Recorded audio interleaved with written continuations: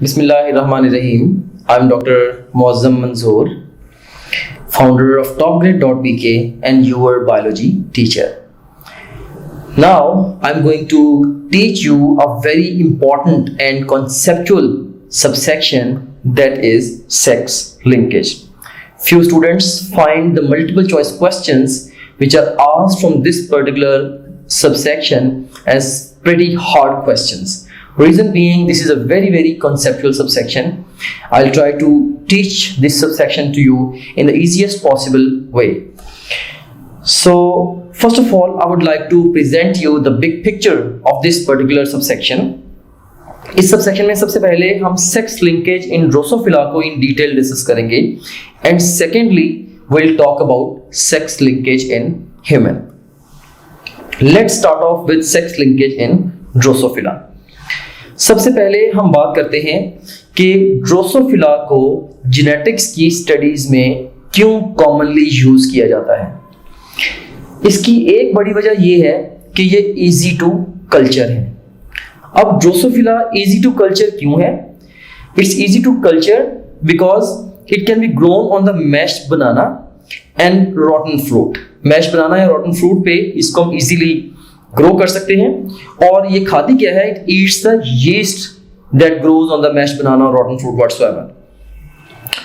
और दूसरी ये भी वजह है इसके इजीली कल्चर होने की कि इसको कोई लंबी चौड़ी स्पेस नहीं चाहिए रहने के लिए। ये बड़ी खुशी के साथ जो जैम्स मार्मलेट्स वगैरह की बॉटल्स हैं उनके अंदर ही रह लेती हैं। और दूसरी जो बड़ी वजह है ड्रोसोफिला मेलानोगास्टर, जिसका कॉमन नेम फ्रूट फ्लाई है, इसको जेनेटिक्स के एक्सपेरिमेंट्स में एक्सटेंसिवली यूज करने की वो है कि it shows sexual dimorphism. Male जो है इनके अंदर वो स्मॉलर है with black rounded abdomen with sex combs on front legs. कि एक तो वो स्मॉलर है, सेकेंडली उसकी ब्लैक और राउंडेड एब्डोमेन है और थर्डली इसके फ्रंट लेग्स के ऊपर सेक्स कॉम्स है। जबकि जो फीमेल है ये लार्जर है और उसका पॉइंटेड एब्डोमेन है। सो जस्ट देखने से ही हम मेल और फीमेल फ्रूट फ्लाइज को सेपरेटली आइडेंटिफाई कर सकते हैं। सो this is basically sexual dimorphism. It makes experimentation easy of course. उसके बाद जो थर्ड रीजन है फ्रूट फ्लाई को जेनेटिक्स के एक्सपेरिमेंट्स में यूज करने की वो है it has short generation time and produces large number of eggs. Just in 2 weeks many generations can be raised in, so इसका जो जनरेशन टाइम है ये 2 weeks है। सो बहुत शॉर्ट स्पैन ऑफ टाइम में हम इसकी बहुत सारी जनरेशंस को रेज कर सकते हैं और उसके बाद फिर it Lay's a large number of legs which has into fertile offsprings.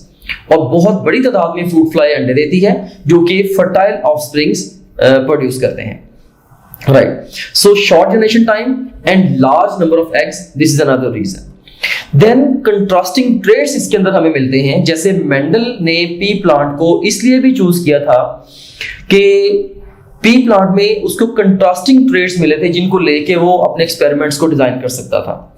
तो लाइकवाइज मॉर्गन जो है इसको भी डिस्टिंक्ट कंट्रास्टिंग ट्रेट्स मिले।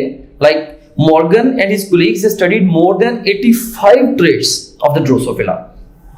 सो जेनेटिक्स के हवाले से हम कह सकते हैं कि जैसे किंगडम प्लांटी के अंदर जो मुकाम जेनेटिक्स की स्टडी के हवाले से पी प्लांट का है, सो ये समझ लें कि ड्रोसोफिला का वही मुकाम जो है वो किंगडम एनिमेलिया के अंदर है। राइट, सो इसके अंदर भी जो फीचर्स हैं लाइक जैसे उसके अंदर कंट्रास्टिंग शॉर्ट जनरेशन टाइम था और लाइक इसके अंदर भी शॉर्ट जनरेशन टाइम है, इसी तरीके से उसके अंदर भी कंट्रास्टिंग ट्रेट्स थे, इसके अंदर भी फ्रूट फ्लाई के अंदर भी आपको कंट्रास्टिंग ट्रेट्स मिल रहे हैं and so on. And then एक और वजह इसको जेनेटिक्स एक्सपेरिमेंट्स में यूज करने की फ्रूट फ्लाई की वो ये है कि larva are excellent material for dissection and for chromosomal study.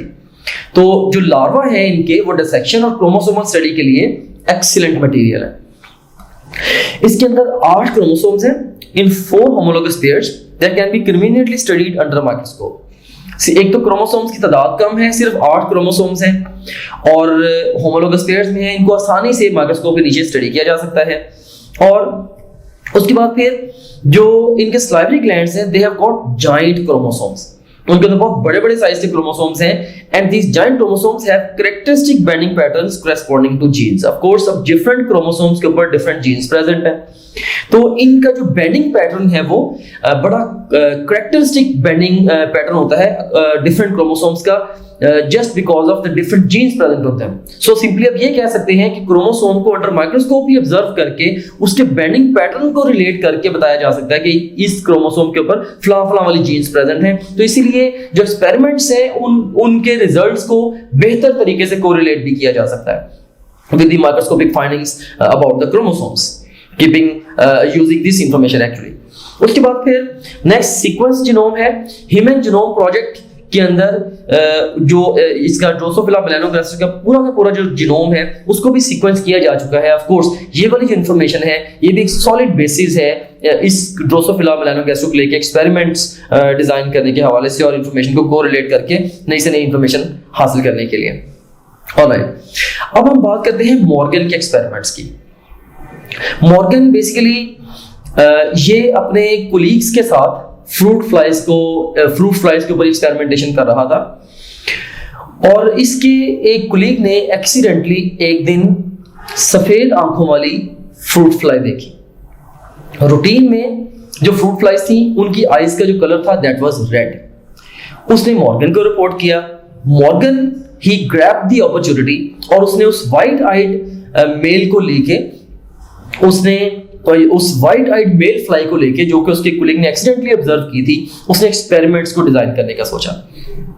Alright, so basically जो फ्रूट फ्लाई है आई कलर के हवाले से ये दो तरह की होती है, एक वाइल्ड टाइप और दूसरी म्यूटेंट टाइप।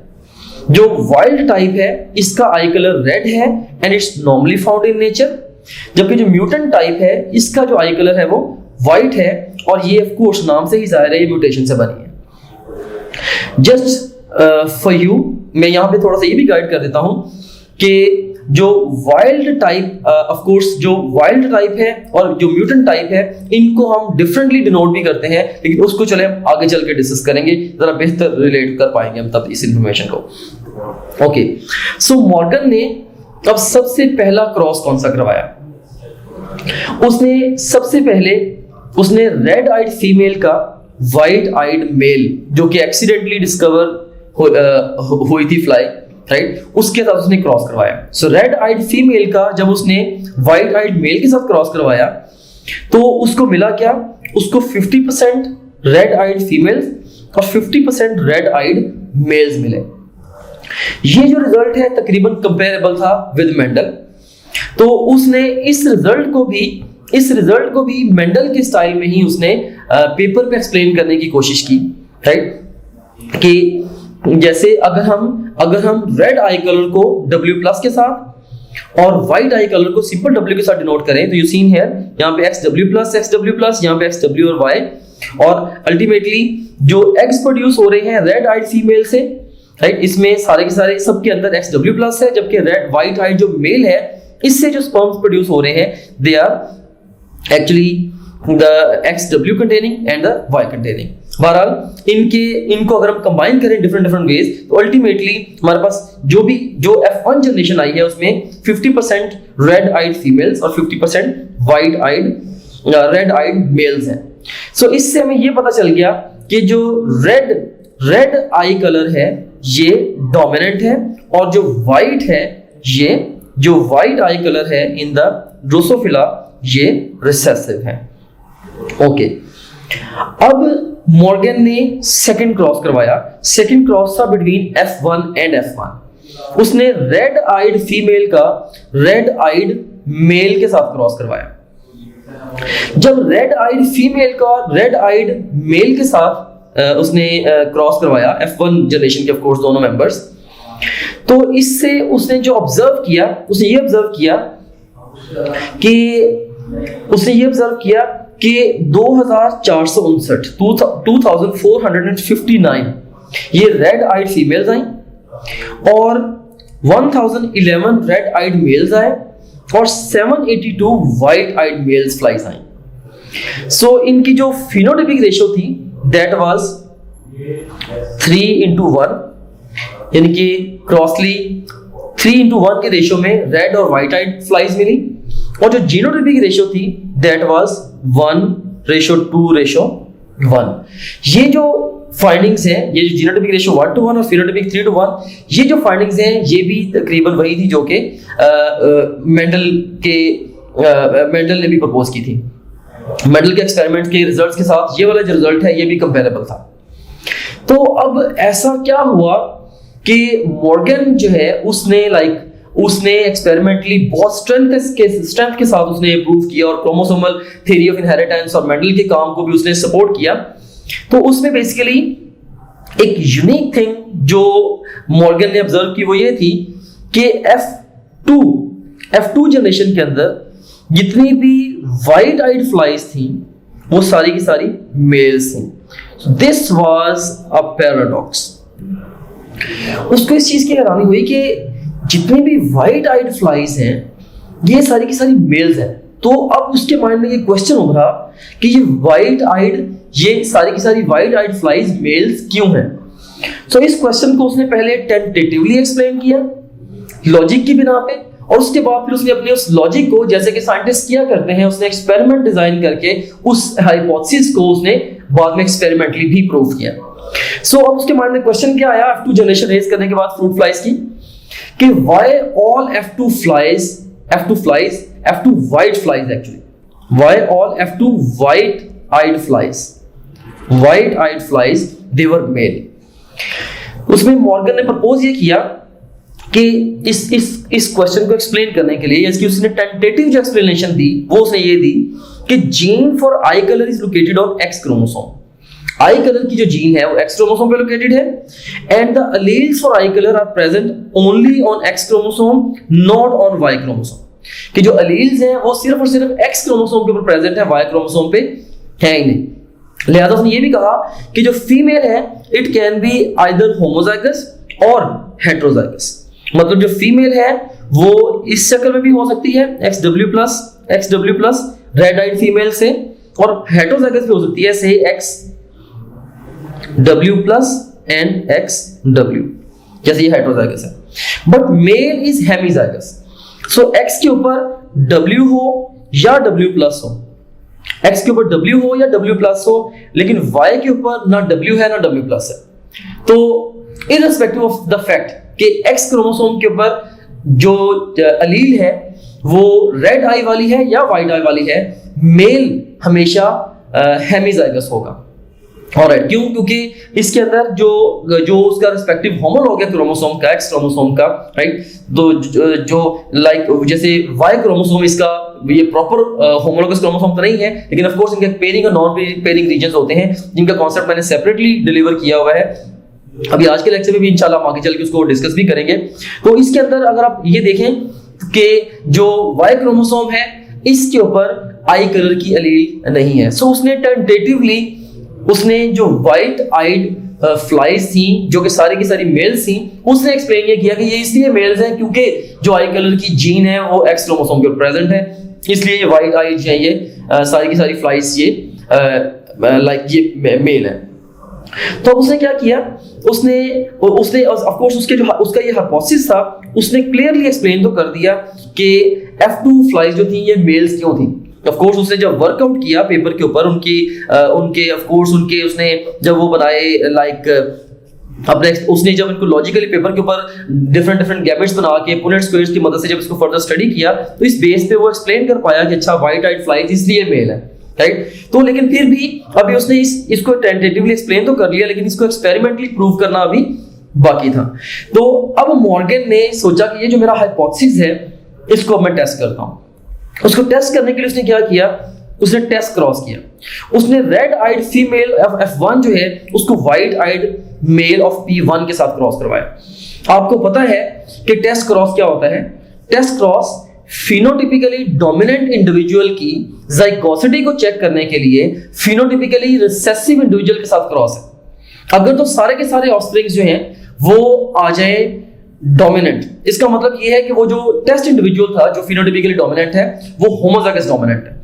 अगर आधे डोमिनेंट और आधे रिसेसिव ट्रेट के साथ एक्सप्रेस हो जाए तो हम कहते हैं कि वो जो फिनोटिपिकली डोमिनेंट इंडिविजुअल था दैट वाज बेसिकली हेट्रोजाइगस। सो उसने क्या किया, उसने जो रेड आइड फीमेल है F1 की, उसने इसकी जो जाइगोसिटी है, इसकी जाइगोसिटी को चेक करने के लिए उसने इसका क्रॉस कराया with the white eyed male of the P1 generation. तो इससे हुआ क्या, इससे 50% जो है 50% इससे जो फ्लाइज आई वो व्हाइट आई के साथ आई और 50% जो रेड आई के साथ आई, जिससे ये प्रूव हो गया कि F1 की जो फीमेल फ्लाइज की जो F1 की जो ऑफ कोर्स जो फीमेल फ्लाइज थी, जो रेड आइड फ्लाई थी, that was actually the heterozygous. So ये जो है ये हेट्रोजाइगस है, इसकी जाइगोसिटी प्रूव हो गई क्योंकि जो ऑफस्प्रिंग्स हैं उसमें आधे जो वो व्हाइट आई के साथ और आधे रेड आई के साथ आए हैं, जैसे इसी तरह से टेस्ट क्रॉस का रिजल्ट आता है। ऑलराइट। सो अब उसने यहाँ पे एक चीज और भी ऑब्जर्वेशन में आई कि उसको अब इस क्रॉस के अंदर उसको व्हाइट आइड फीमेल्स भी मिल गई, राइट, व्हाइट आइड फीमेल्स भी मिल गई इस क्रॉस के अंदर। अब उसने फर्दर व्हाइट आइड फीमेल्स को लेके कंफर्मेटरी टेस्ट को प्लान करने का सोचा, तो उसने क्या किया, उसने 4th स्टेप पे रेसिप्रोकल क्रॉस कराया एज अ कंफर्मेटरी टेस्ट। इसमें उसने जो व्हाइट आइड फीमेल है उसका रेड आइड मेल के साथ क्रॉस करवाया, व्हाइट आइड फीमेल का रेड आइड मेल के साथ क्रॉस करवाया। तो इससे जो ऑफस्प्रिंग्स आए उनके अंदर रेड आइड फीमेल और व्हाइट आइड मेल्स जब वो दोबारा आ गए, तो इससे अगेन ऑफ कोर्स वो कह लें कि एक तरह से सेकंड कंफर्मेटरी टेस्ट भी हो गया उसकी मॉर्गन की फाइंडिंग्स का। सो लिहाजा इन सारे एक्सपेरिमेंट से जो मॉर्गन ने सॉलिड कंक्लूजन्स निकाले, वो क्या निकाले, number 1, eye colour of Drosophila is X linked trait, कि ड्रोसोफिला का जो आई कलर है ये एक्स लिंक्ड ट्रेट है। It passes in criss cross fashion from maternal grandfather P1 through his daughter to grandson. उसने कहा कि ये eye colour X link trait है, ये मैटरनल ग्रैंडफादर से डॉटर के जरिए ग्रैंडसन में जाता है। ये क्रिस क्रॉस आप कह लें कि इसकी जो है वो इसकी ट्रांसमिशन होती है, राइट। और उसके बाद फिर it never passes directly from father to son, क्योंकि फादर जो सन को डायरेक्टली कभी भी एक्स क्रोमोसोम नहीं दे सकता, तो इसीलिए ये फादर से सन में डायरेक्टली कभी भी पास नहीं होता ये वाला जो ट्रेट है। तो ऑफ कोर्स ये इसके सॉलिड कंक्लूजन से मॉर्गन का जो काम है इसकी बहुत ज्यादा अहमियत है जेनेटिक्स की फील्ड के अंदर। अगर आप कहें कि जेनेटिक्स का फादर किसको कहा जाता है तो वो ग्रेगर मेंडल को कहा जाता है, लेकिन फादर ऑफ एक्सपेरिमेंटल जेनेटिक्स तो वो उसके लिए T.H. मॉर्गन का नाम आता है। इसने ना सिर्फ क्रोमोसोमल थ्योरी ऑफ इनहेरिटेंस को एक्सपेरिमेंटली प्रूव किया, बल्कि इसने जो ग्रेगर मेंडल का काम था इसने उसको भी या उसके काम को इस रहा और उसके काम को भी इसने सपोर्ट किया of course. So this is all about the sex linkage in the Drosophila, and now we are going to start off our discussion with the sex linkage in human. अब हम sex linkage in human के बारे में detail से बात करेंगे। Don't join any traditional academy. National MDCAT की तैयारी के लिए ट्रेडिशनल एकेडमी ज्वाइन ना करें। अगर आप ट्रेडिशनल एकेडमी ज्वाइन करने की बजाय ऑनलाइन एकेडमी जैसे कि टॉप ग्रेड है से एंट्री टेस्ट की तैयारी करते हैं, तो इससे क्या फायदा होगा, इससे आप 6 से 8 घंटे डेली बेसिस पे अपनी सेल्फ स्टडी में ऐड कर लेंगे।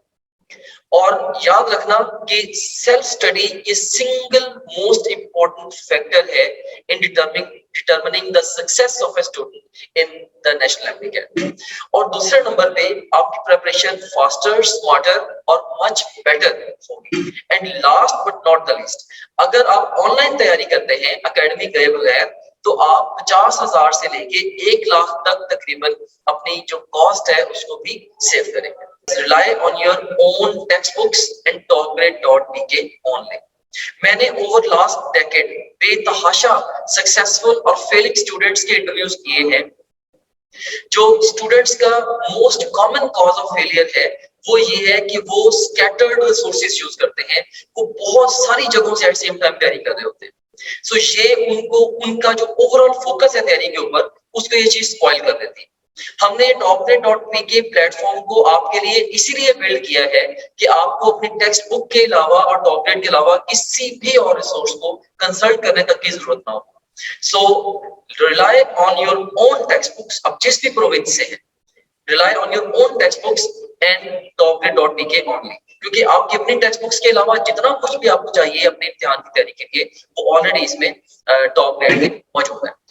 और यहाँ भी मैं एक बात आपको बताना चाहूंगा कि लास्ट 4-5 इयर्स में 200 से ज्यादा ब्रिलियंट टीम मेंबर्स ने इस प्रोजेक्ट के ऊपर काम किया है और इस प्रोजेक्ट को यहाँ तक हम लेके आए हैं कि अब हजारों स्टूडेंट्स अक्रॉस द कंट्री इससे बेनिफिट ले चुके हैं। So sex linkage in human के हवाले से हमने दो एस्पेक्ट पे बात करनी है। सबसे पहले हम क्लासिफिकेशन ऑफ ट्रेड्स को इन डिटेल डिस्कस करेंगे और उसके बाद फिर पेडिग्री प्रॉब्लम्स जो कि एग्जाम में आपको प्रेजेंट किए जाएंगे, आपने उन पेडिग्री प्रॉब्लम्स को कैसे सॉल्व करना है just in fractions of seconds या जस्ट चंद सेकंड में आपने क्विकली किस तरह से पेडिग्री के जो कॉम्प्लिकेटेड प्रॉब्लम्स हैं उनको सॉल्व करना है। मैं ये भी आपको सिखाऊंगा इंशाल्लाह। So let's start of our discussion with classification of trades.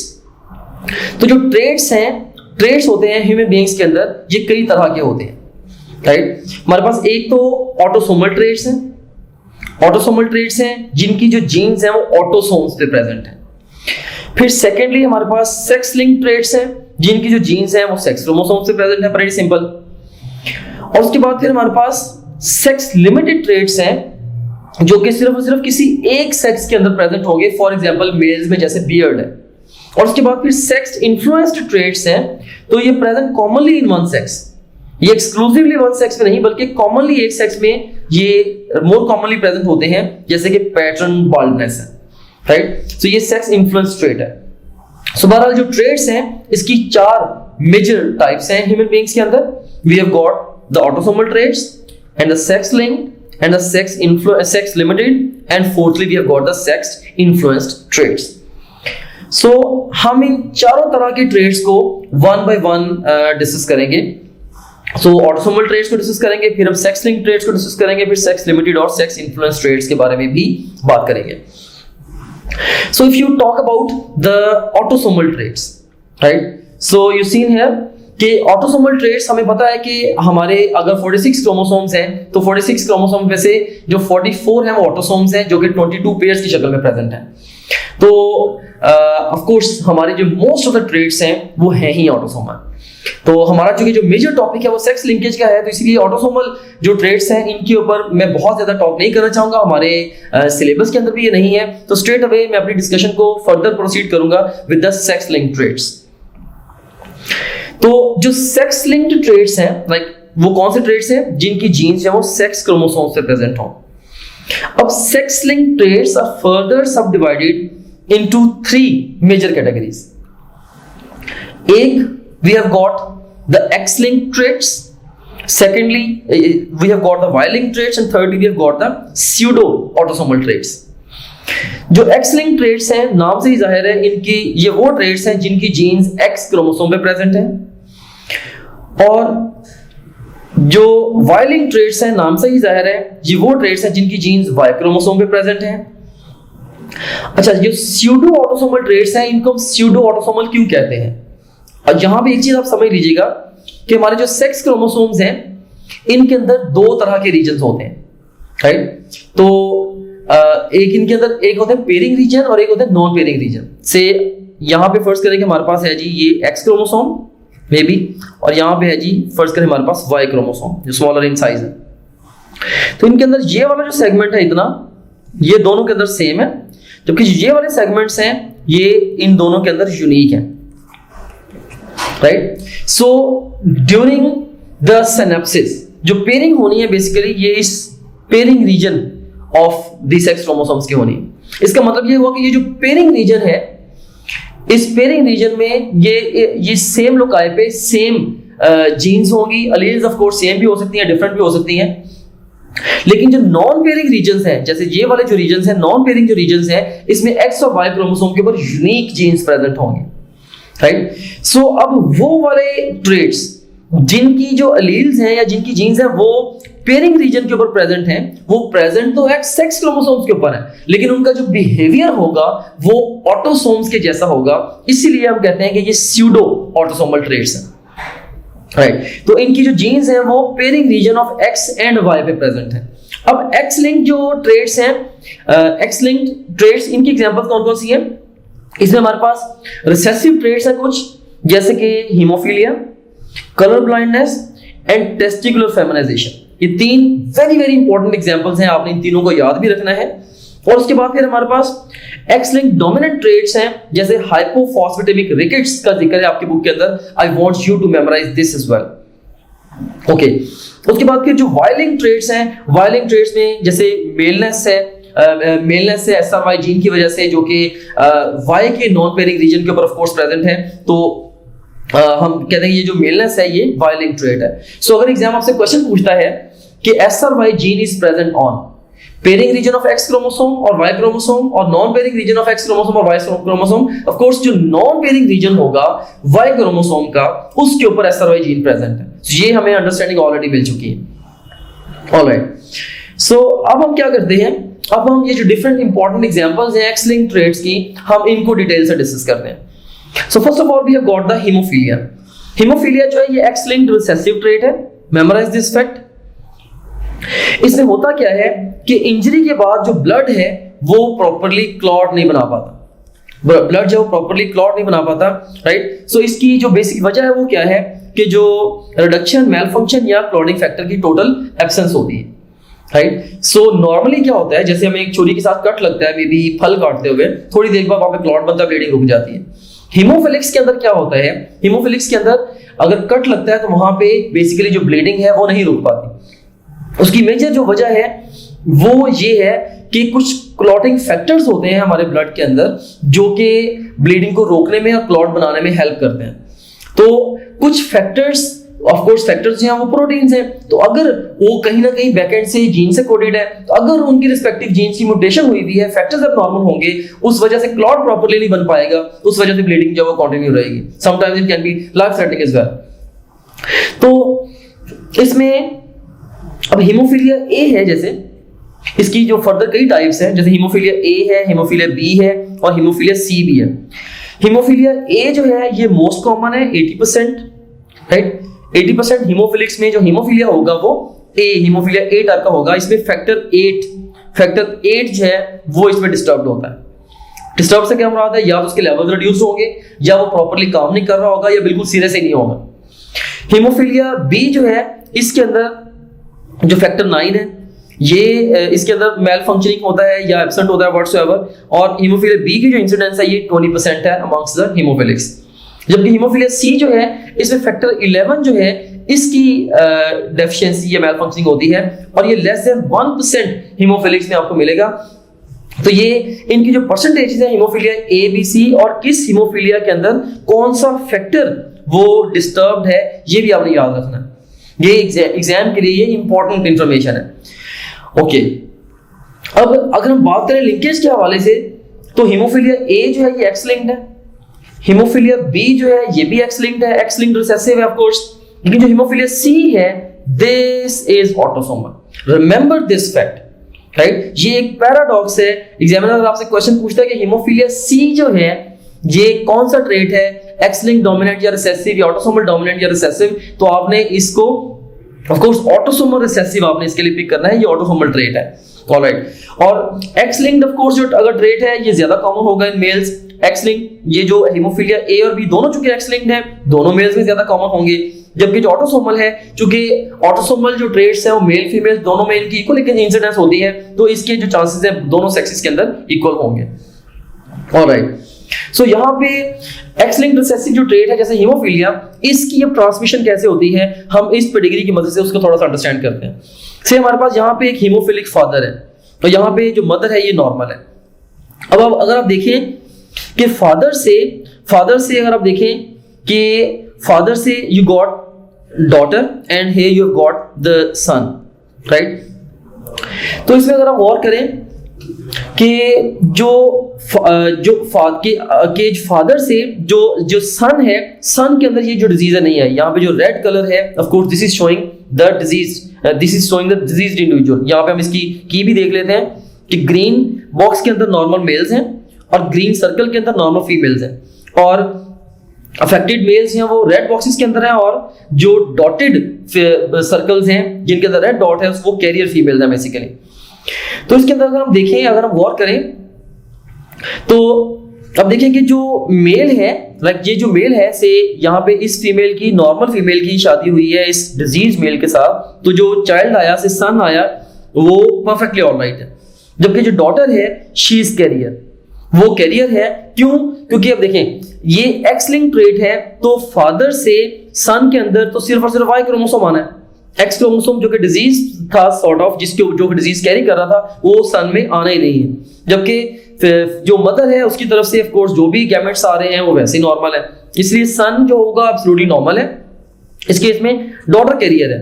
अगर कैरियर डॉटर की अब शादी होती है विद अ हीमोफिलिक मेल, अब इससे क्या होगा?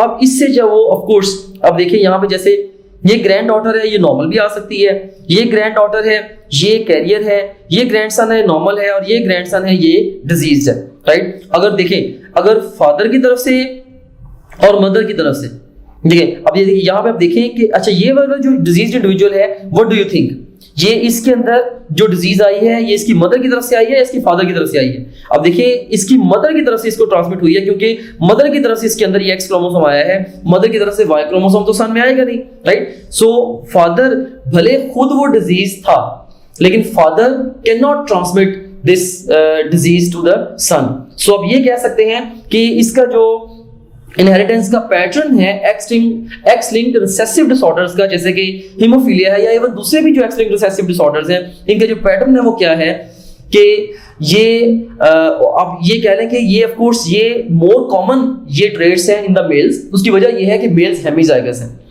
सो फादर से डॉटर में और डॉटर से अल्टीमेटली ग्रैंडसन में इसकी ट्रांसमिशन होती है। जैसे आप देख सकते हैं फादर से डॉटर और डॉटर से ग्रैंडसन में ये डिजीज आई, तो ये जो पैटर्न ऑफ इनहेरिटेंस है ये हम कहते हैं ये जिगजैग पैटर्न ऑफ इनहेरिटेंस है। ऑलराइट, अब यहां पे हमारे पास एक क्वेश्चन है, इसका अब हम कुछ क्वेश्चंस को सॉल्व करते हैं इनहेरिटेंस को लेके। ये पैटर्न क्वेश्चंस हैं, जिस तरह के क्वेश्चंस आपसे एग्जाम में पूछे जाएंगे। सो यहाँ पे एमसीक्यू है, a normal woman whose father was hemophilic A marries a normal man, proportion of their normal children will be, अब देखें कि यहाँ पे 0%, 75%, 50% या 100%। a normal woman whose father was hemophilic A, अब देखें कि फादर अगर फीमेल का हीमोफिलिक ए है, इसका मतलब, और फादर से 100% एक्स क्रोमोसोम ने ही डॉटर में आना है, इसका मतलब डेफिनेटली ये है इस पूरी लाइन का कि एक ऐसी वुमन जो खुद नॉर्मल है लेकिन उसका फादर हीमोफिलिक था, इनडायरेक्टली एग्जामिनर आपको ये बताया कि ये फीमेल क्या थी, ये कैरियर फीमेल थी, राइट। उसकी शादी हुई है with a normal man, right. अब चिल्ड्रन के अंदर नॉर्मल चिल्ड्रन की देखिए प्रोपोर्शन कितना होगा, इसके हवाले से अब देखें कि इसका बेस्ट रिस्पॉन्स है दैट इज 75%। अब देख सकते हैं कि ये कैरियर फीमेल है, x small H x capital H, जबकि नॉर्मल मैन है एक्स एंड वाई। अब इसमें देखें कि ये जो कॉम्बिनेशन है ये नॉर्मल है, ये कॉम्बिनेशन जो है ये डिजीज है, राइट। ये वाला जो कॉम्बिनेशन है ये नॉर्मल है और ये वाला जो कॉम्बिनेशन है ये भी नॉर्मल है। तो अब देखें कि इसमें जो थ्री जो है वो नॉर्मल है और जो 1 है वो डिजीज है, राइट। जो प्रोबेबिलिटी है ऑफ कोर्स, जो चांस है। सो इसमें हर दफा जब बेबी नया आना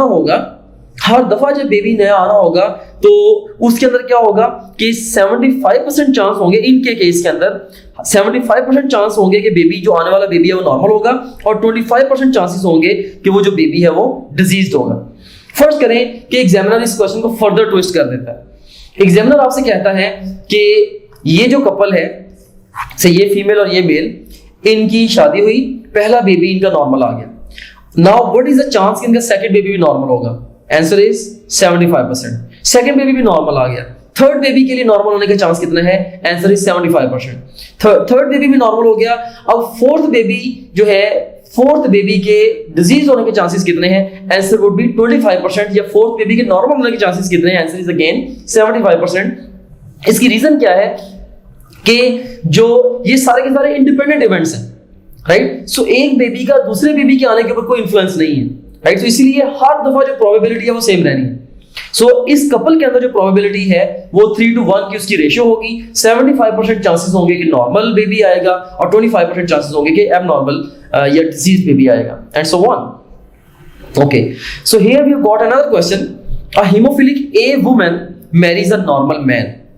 हीमोफिलिक ए वुमन है, she marries a normal man. Okay, proportion of the normal children will be, अब इनके बच्चों के अंदर नॉर्मल चिल्ड्रन कितने होंगे? 0, 75%, 50% और 100%। तो इसको हम सॉल्व करते हैं। इसका आंसर 50% है। इसमें देखें कि हमारे पास ये हीमोफिलिक वुमेन है। ऑफ कोर्स वुमेन हीमोफिलिक तभी हो सकती है जब होमोजाइगस होगी, और मैन जो है एब्सोल्युटली नॉर्मल है, राइट।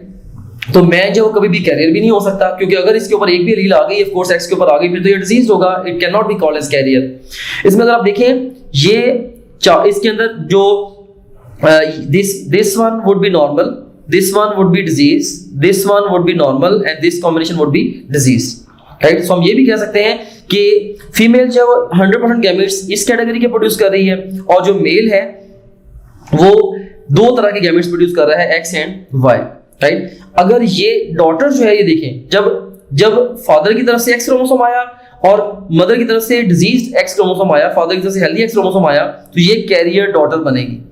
जबकि मदर की तरफ से डिजीज एक्स क्रोमोसोम आया और फादर की तरफ से ऑफ कोर्स वाई आ गया, तो अब ये डिजीज्ड सन बनेगा। सो हम ये भी कह सकते हैं कि इस कपल के अंदर जितनी भी डॉटर्स होंगी वो सारी नॉर्मल होंगी, और जितने भी सन्स होंगे वो सारे के सारे डिजीज्ड होंगे, राइट। सो अगर आपसे ये पूछा जाए कि इस कपल के अंदर मेल के डिजीज होने की प्रोबेबिलिटी क्या है, आंसर इज 100%, क्योंकि अगर मदर में हीमोफीलिया आ गया तो उसके सारे बेटे जो हैं वो क्या होंगे, वो हीमोफिलिक होने ही होने।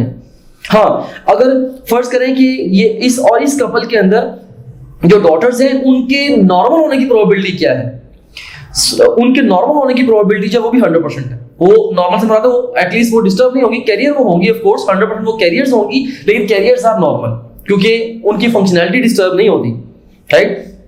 तो हम ये कह सकते हैं कि इस कपल के अंदर 100% डॉटर्स नॉर्मल और 100% सन्स एबनॉर्मल या डिजीज्ड होंगे। सो और इसके अंदर जो ओवरऑल अगर हम इनके सन्स और डॉटर का ऑफ कोर्स प्रोपोर्शन निकालें तो that will turn out be 50%। इसमें हम देख सकते हैं कि 50% चांसेस क्या है नॉर्मल आने के और 50% चांसेस क्या है डिजीज आने के, right. So best response to this question would be 50%। Of course son और डॉटर के आने के चांसेस कितने होते हैं, 50-50। तो अगर इसमें सन्स जो है वो सारे नॉर्मल हैं और जो डॉटर्स हैं वो सारी नॉर्मल है, तो ऑफ कोर्स डिजीज होने के चांसेस कितने होंगे, 50-50। सो दोनों ये प्रोबेबिलिटी साथ साथ जा रही हैं। So best response would be Charlie to this question. Another question, a haemophilic woman marries a haemophilic man. Haemophilic woman है, she marries a haemophilic man. Okay, this is a disaster. Proportion of their daughters with normal clotting ability will be. अब इनकी जो daughters हैं कितने ही % daughters होंगी जिनकी clotting ability normal होगी। तो इसके लिए अब देखिए हम इसकी कैटेगरी हम अब इसके बनाते हैं। देखिए जो वुमेन है वो है हीमोफिलिक, सो XH। इसका मतलब यह कि जो वुमेन है वो उसके दोनों एक्स क्रोमोसोम्स के ऊपर जो डिजीज एलील है वो प्रेजेंट है, जबकि जो मैन है उसके अंदर जो ऑफ कोर्स उसके अंदर भी डिजीज है, तो उसके अंदर भी एक्स क्रोमोसोम के ब्रैच है। तो फीमेल ने जो गैमेट्स प्रोड्यूस करने हैं 100% सारे के सारे डिजीज ही प्रोड्यूस करने हैं, राइट। और फादर की तरफ से डॉटर के अंदर हमेशा एक्स क्रोमोसोम आना ही आना, डॉटर के अंदर हमेशा एक्स क्रोमोसोम आना ही आना। इसका मतलब ये होगा, अब देखिए मदर की तरफ से भी 100% डिजीज्ड गैमेट ही आना है, फादर की तरफ से भी डॉटर में 100% डिजीज्ड गैमेट ही आना है। तो इसके केस के अंदर क्या होगा कि डॉटर की नॉर्मल क्लॉटिंग एबिलिटी हो ही नहीं सकती, 100% जो डॉटर्स होंगी वो डिजीज होगी। हाँ, जो सन्स हैं, what do you think, what about the son, right. इसके अंदर ऑफ कोर्स मदर की तरफ से अब एलील आ जानी है 100, क्योंकि ये गैमेट इसके अंदर XH प्लस सारे के सारे बनेंगे। अगर फादर की तरफ से Y भी आ जाता है तो इस सिचुएशन में भी और कह लेंगे जो सन है ये भी डिजीज होगा। सो अगर हीमोफिलिक वुमेन शादी करती है हीमोफिलिक मैन के साथ, 100% children will be disease, right. तो लेकिन जब भी प्रोबेबिलिटी का क्वेश्चन आए आपने हमेशा इस तरीके से, जैसे मैं ट्रेसिंग बना रहा हूं तो आपने इसी तरीके से ट्रेसिंग बना के ही प्रोबेबिलिटी निकालनी है। Make it a habit just to avoid mistake. Another question, the number of sets of chromosome in a human male gamete is A1, B23, C2 and D46। तो एक ह्यूमन मेल गैमेट के अंदर जो sets होंगे chromosome के कितने होंगे, the number of sets of chromosome in a human male gamete, of course human male gamete के अंदर जो number of sets होंगे वो they would be 23। so best response would be beta to this question। Sorry यहाँ पे hold on, मैंने इस question के साथ थोड़ा सा रॉन्ग डिस्कस कर दिया, I would like to correct it. यहाँ पे क्वेश्चन क्या पूछेगा, number of sets of chromosome. Okay, number of sets of chromosome in a human male gamete. तो यहाँ पे नंबर ऑफ सेट्स की बात देखें कि ये फर्ज करें कि ह्यूमन मेल का ये गैमेट है, इसके अंदर कितने क्रोमोसोम्स होंगे? ऑफ कोर्स इसके अंदर 23 क्रोमोसोम्स होंगे, 23 क्रोमोसोम्स होंगे, लेकिन यहाँ पे इस तरह के 23 क्रोमोसोम्स होंगे।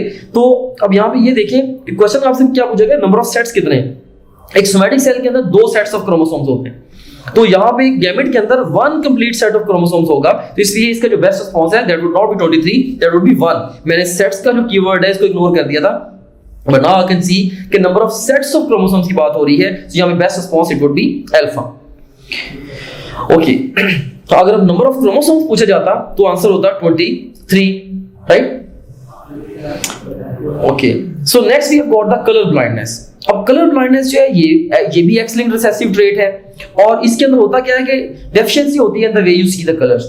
इसके अंदर रंगों को देखने में प्रॉब्लम आती है, इसके अंदर भी रिडक्शन, मेल फंक्शन या एब्सेंस होती है ऑप्शंस की इन द कोन्स। कोन्स हमें पता है कि हमारी आई के अंदर सेल्स होते हैं जो कि कलर विजन के लिए रिस्पांसिबल है, C for cones and C for colour, right? तो रॉड्स एंड कोन्स 2 तरह के सेल्स होते हैं, फोटोरिसेप्टर्स ऑफ कोर्स, तो फोटो सेल्स होते हैं, उसमें से जो कोन्स हैं, cones are responsible for the colour vision. उनके अंदर ऑप्शंस की एब्सेंस या मेल फंक्शनिंग या रिडक्शन की वजह से कलर ब्लाइंडनेस होती है। इसकी 3 टाइप्स है, protanopia, deuteranopia and the tritanopia. Protanopia is red blindness, deuteranopia is green blindness and tritanopia is blue blindness.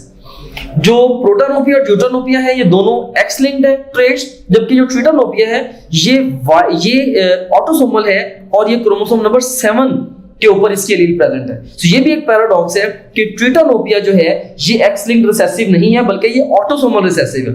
हमें पता है कि एक्स लिंक्ड रिसेसिव जो ट्रेट्स होते हैं ये मेल्स में ज्यादा कॉमन होंगे, जबकि जो ऑटोसोमल ट्रेट है, अगर रिसेसिव ट्रेट है, इसने दोनों जेंडर्स को, मेल्स और फीमेल्स को, या दोनों सेक्सेस को इक्वली इफेक्ट करना है। एग्जैक्टली सेम सिचुएशन है जैसे कि हमने हीमोफीलिया के अंदर डिस्कस की थी। ऑलराइट, सो यहां पे अब ये एक क्वेश्चन है कि a normal woman whose father was red blind, again जैसे हीमोफीलिया के अंदर क्वेश्चन पूछा था, वुमन खुद नॉर्मल है, फादर उसका रेड ब्लाइंड था, तो इसका मतलब है कि वुमन कैरियर होगी। सो ये कैरियर वुमन आ गई। Marry is a red blind man, okay, ये रेड ब्लाइंड मैन आ गया। स्मॉल सी जो है is showing the colour blindness allele and the large C, capital C, this is showing the normal allele. तो जो father है वो यहाँ पे मैन है वो कलर ब्लाइंड है। Proportion of their children having normal colour vision will be. अब देखिए इनके अंदर जो गैमेट्स प्रोड्यूस होंगे, ये फीमेल 2 तरह के गैमेट्स प्रोड्यूस करेगी और मेल भी ये 2 तरह के गैमेट्स प्रोड्यूस करेगा। अब इन गैमेट्स के मिलने से आपस से, अब देखिए स्मॉल सी ये डिजीज्ड इंडिविजुअल है, स्मॉल सी और वाई ये भी डिजीज्ड इंडिविजुअल है, कैपिटल सी और स्मॉल सी नॉर्मल है, कैपिटल सी और वाई ये भी नॉर्मल है। इसका मतलब ये हुआ कि 50% इंडिविजुअल्स हैं वो डिजीज होंगे और 50% इंडिविजुअल्स हैं वो नॉर्मल होंगे। सो पूछा क्या है, having normal colour vision. So best response to this question would be 50%। Charlie, another question, if a red blind man marries normal woman, red blind man है, here we go, and normal woman है, normal woman, the maximum probability of daughter having normal vision will be. अब यहां पे थोड़ा सा tricky question है, कह रहा है कि मैरीज अ नॉर्मल वुमन, ऐसी वुमन है जिसके अंदर कलर ब्लाइंडनेस नहीं है, राइट? वो कह रहा है कि मैक्सिमम प्रोबेबिलिटी डॉटर की नॉर्मल विजन की होने की क्या है। ऑफ कोर्स अब यहां पे वर्ड अगर मैक्सिमम दे दिया गया है, मैक्सिमम प्रोबेबिलिटी, क्योंकि जो नॉर्मल वुमेन है, नॉर्मल वुमेन जो है ये 2 तरह की हो सकती है कलर ब्लाइंडनेस के हवाले से। एक हो सकता है कि वो बिल्कुल 100% नॉर्मल हो, एक्स कैपिटल सी, और एक हो सकता है कि वो कैरियर हो, X capital C and X small C, right? तो अगर तो बिल्कुल 100% नॉर्मल होगी with both the capital Cs, right? तो ये इसके साथ डॉटर के नॉर्मल आने की जो प्रोबेबिलिटी है वो मैक्सिमम होगी, राइट? अगर मैं आपसे पूछूं कि मैक्सिमम प्रोबेबिलिटी नॉर्मल फीमेल के साथ, नॉर्मल फीमेल जब शादी करती है with a red blind man, तो मैक्सिमम प्रोबेबिलिटी तो तभी है ना जब वो बिल्कुल 100% नॉर्मल है, जब वो कैरियर नहीं है। तो फिर हम ये वाली जीनोटाइप कंसीडर करेंगे। अगर मैं यहाँ पे मैक्सिमम की बजाय मिनिमम का वर्ड यूज करता, फिर हमने ये जीनोटाइप कंसीडर करनी थी। तो यहाँ पे आप देखिए स्मॉल सी और वाई और capital C and capital C, इसके अंदर आप देखें कि सन हो या डॉटर हो, दोनों के अंदर मदर की तरफ से नॉर्मल एलील आनी ही आनी है। तो ऑफ कोर्स इनकी जो डॉटर्स होंगी ऑफ कोर्स और सन्स भी होंगे, 100% उनके अंदर जो उनकी जो विजिबिलिटी है दैट वुड बी नॉर्मल, उनकी जो कलर विजन है वो नॉर्मल होगी। So answer is delta. Another question, if a red blind man marries normal woman, the minimum probability, अब मिनिमम का जो वर्ड है ये शो कर रहा है कि ये जो फीमेल है ये कैरियर है। Probability of daughter having normal vision will B, right. अब देखिए डॉटर को कैरियर बना, ये फीमेल को कैरियर बना दिया, और यहाँ पे जो मेल है ऑफ कोर्स ये ऑलरेडी डिजीज है, तो इसमें आप देखें ये नॉर्मल इंडिविजुअल और ये जो हमारे पास डिजीज, क्योंकि डॉटर के अंदर तो आना ही फादर की तरफ से तो सिर्फ एक्स क्रोमोसोम आना है ना, वाई को तो हम कंसीडर ही नहीं करेंगे, इसको हमने नॉकआउट कर दिया वैसे ही। तो अगर ये स्मॉल सी कैपिटल सी से मिलेगा नॉर्मल डॉटर, स्मॉल सी से मिलेगा तो डिजीज डॉटर। सो डॉटर की जो नॉर्मल विजन आने की जो प्रोबेबिलिटी है वो भी 50% और एबनॉर्मल आने की भी जो प्रोबेबिलिटी है वो भी 50% है। सो ये मिनिमम प्रोबेबिलिटी हमने जब वो निकाल ली नॉर्मल विजन की, answer is 50% beta. Another question, which of the following is an example of X-linked recessive trait in humans? A. Hypophosphatemic rickets, B. color blindness, C. baldness, D. beard growth। इनमें से X-linked recessive जो of course color blindness है, hypophosphatemic rickets X-linked dominant है, जबकि baldness और beard वगैरह जो है हमने इनको ऑलरेडी डिस्कस किया कि ये sex limited या sex influenced traits हैं, आगे चल के इनको अलग से भी डिस्कस करेंगे। Next we have got the testicular feminization syndrome। Testicular feminization syndrome is a rare X-linked recessive trait। ये एक रेयर X-linked recessive trait है, X-linked recessive trait है। इनकी जीनोटाइप क्या होती है 44 plus XY, right. So genotypically ये क्लासिकली ये मेल्स हैं, genotypically they are males, but they are born externally as females. Externally ये पैदा होते हैं एज फीमेल्स, एंड हत्ता कि इनकी जो शादियां हैं वो भी एज फीमेल होते हैं, लेकिन ये होते sterile, right. So they are born, they are genotypically males, लेकिन they are phenotypically females, even happily married as a females, लेकिन ये sterile है, they cannot produce children। इनके अंदर TFN जीन होती है, testicular feminization gene on their X chromosome, right। ये basically हुआ कैसे, एक genotypically male है, how it born as a female and married as a female। इसके लिए TFN जीन है X chromosome के ऊपर, वो एंड्रोजन रेजिस्टेंस की इंसेंसिटिविटी की जीन होती है।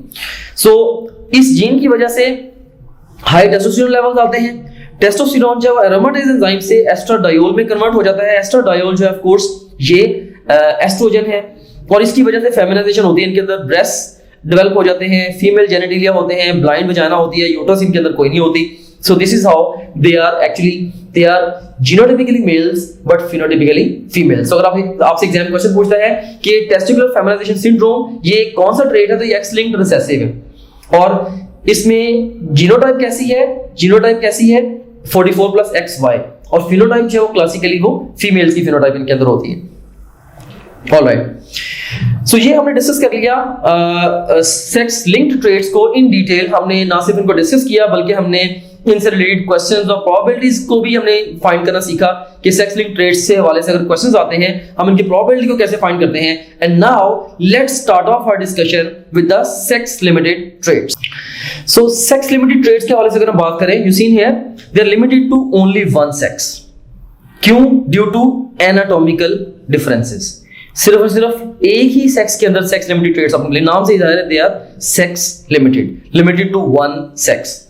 Such traits affect a structure or function of the body present only in males or only in the females। ये ऐसे traits होते हैं जो कि सिर्फ उन structures को या functions को affect करते हैं जो किसी एक gender में पाए जाएंगे। So structure या function इससे related of course अगर होगा तो वो किसी एक gender के अंदर होगा, इसीलिए ये limited to one sex है।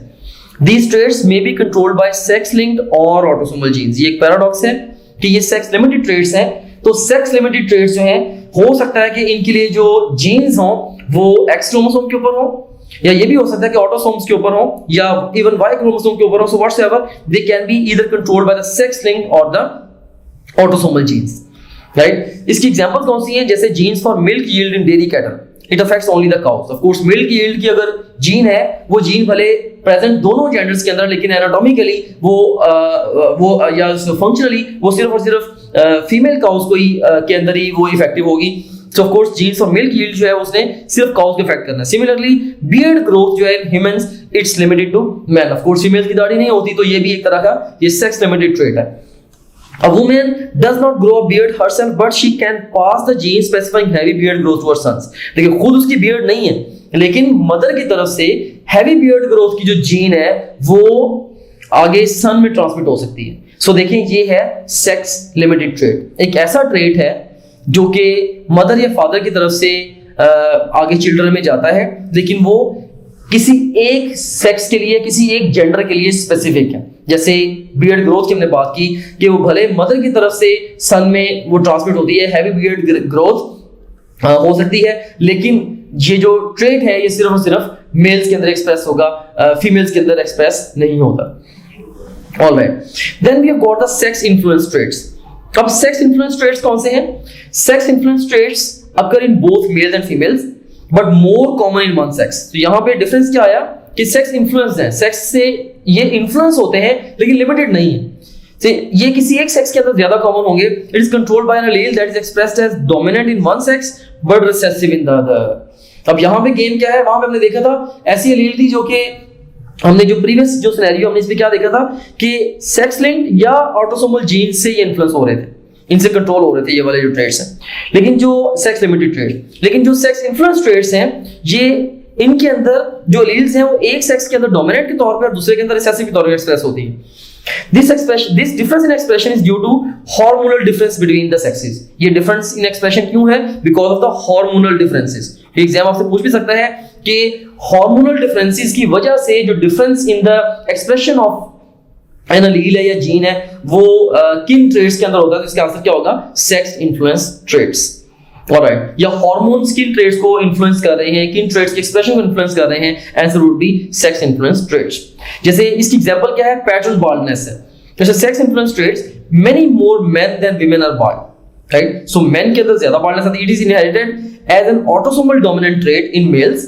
मेल के अंदर ये ऑटोसोमल डोमिनेंट ट्रेट है, मेल्स के अंदर ऑटोसोमल डोमिनेंट ट्रेट है, but as an autosomal recessive trait in females. Females के अंदर ऑटोसोमल रिसेसिव है, right?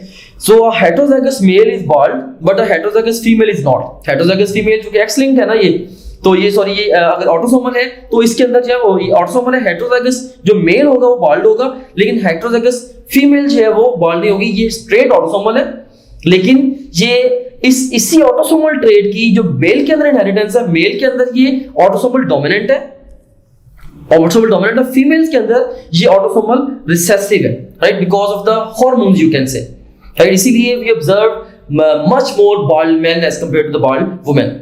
A woman can be bald only when she is homozygous recessive. Of course, एक female के अंदर, मेल के अंदर एक भी जो डोमिनेंट एलील आ गई, of course जो उसके अंदर है ही डोमिनेंट, एक भी एलील आ गई उसकी बाल्डनेस की, पैटर्न बाल्डनेस की, he would be bald। लेकिन इसके मुकाबले में अगर फीमेल को देखें तो फीमेल के अंदर जब किसी न किसी तरीके से दोनों तरफ से लाइक अगर डोमिनेंट वो दोनों तरफ से रिसेसिव एलील आएगी तो तभी फीमेल के अंदर एक्सप्रेस हो सकती है पैटर्न बाल्डनेस। सो ये एक बड़ी पैराडॉक्सिकल सी एग्जांपल है। सो अगर आपसे एग्जाम क्वेश्चन पूछता है कि pattern baldness it's autosomal dominant और ऑटोसोमल रिसेसिव और एक्स लिंक्ड डोमिनेंट और रिसेसिव इन मेल्स और फीमेल्स, तो जैसे वर्ड मेल्स और फीमेल्स का आएगा साथ ही आंसर चेंज हो जाएगा। याद रखिएगा, it's autosomal dominant in males and autosomal recessive in the females. सो आप याद रख लें, ऑटोसोमल डोमिनेंट इन मेल्स आदम, right, and autosomal recessive in the females, autosomal recessive in the females, pattern baldness, right? So आदम जो है, आदम mails के अंदर आप ये सोच सकते हैं कि ये मेल्स के अंदर जो पैटर्न बाल्डनेस है that is autosomal dominant trait. Remember this fact. ये बहुत ज्यादा कंफ्यूजिंग क्वेश्चन होता है अगर एग्जाम में अपीयर हो जाए, but I hope that now you will get it correct on your final exam. Okay, so हमने क्लासिफिकेशन ऑफ ट्रेट्स को इन डिटेल डिस्कस कर लिया। अब हम सॉल्विंग पेडिग्री प्रॉब्लम्स के बारे में बात करते हैं। ये एक बहुत ही कॉन्सेप्चुअल एरिया है और जब भी बच्चों के सामने पेडिग्री प्रेजेंट की जाती है एग्जाम में तो साथ ही लाइक बच्चे they start shivering and they start getting tense, how would I solve this kind of problem. तो इसके हवाले से मैंने एक बड़ी यूनिक अप्रोच एक अडॉप्ट की है। I have constructed a flow sheet, I have actually designed a thinking algo for you.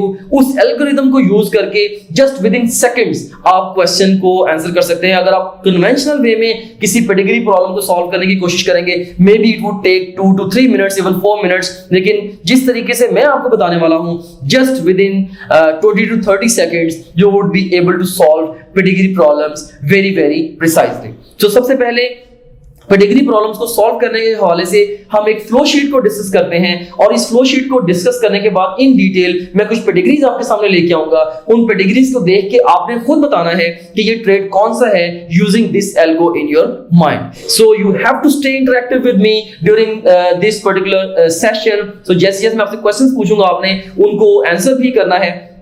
I hope that you will enjoy the process of learning with me, and after today, solving pedigree problems would never be a headache for you. So stay connected with me. So if you talk about the traits, right?